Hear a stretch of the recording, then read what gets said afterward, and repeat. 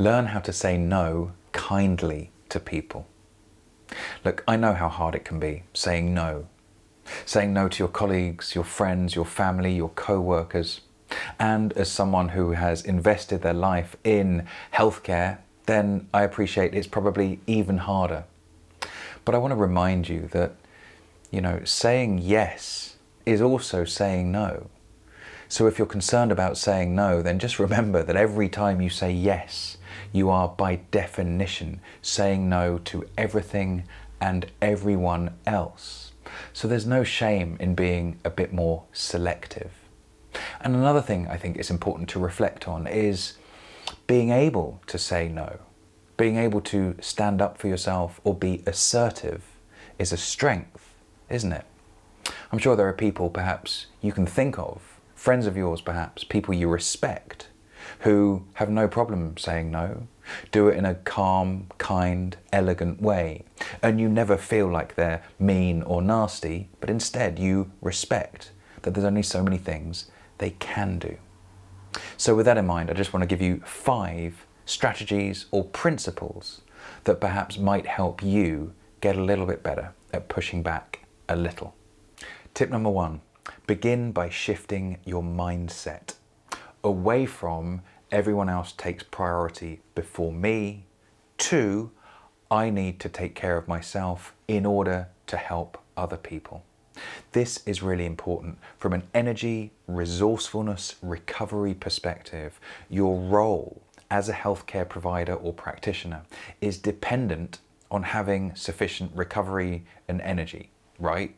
It kind of goes without saying, but the risk is if you always say yes to other people, well, the chances are you might not have sufficient recovery time, and consequently your ability to help other people will actually be compromised. So that's my first tip. It may not be that relevant to you, but I think it probably will be, to just kind of acknowledge and accept, give yourself permission to start to treat yourself, to care for yourself as much as you might other people. Tip number 2, consider opportunity cost. I've already mentioned this. This I want to really underline. Every decision you make has the cost of all other decisions you could have made. And that is more relevant with how you choose to spend your time than really anything else, right? So however you choose to spend your time, you need to be comfortable with the fact that by definition, you are deciding to not do anything else that you could be doing instead. And this is hyper relevant when we talk about prioritizing and what you say yes to and what you say no to.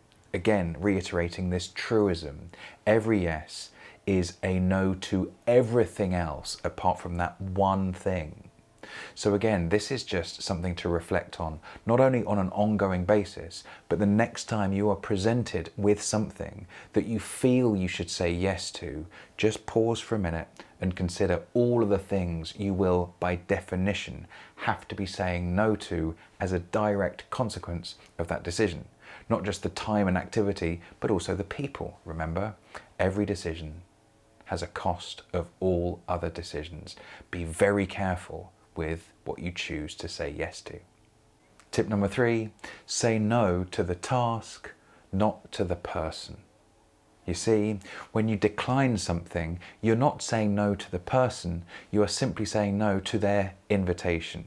This is an important distinction. When we're so keen to help others, we want to maintain that sense of utility to others, but you can be willing to help an individual and still have the capacity to say no to one particular task. And this you can even embed in the language, such as, I'd love to help you, but I can't do that thing. You see, this fundamental distinction between person and task helps you depersonalize this supposed no, and consequently it makes it far easier for you to do. So, task, not person.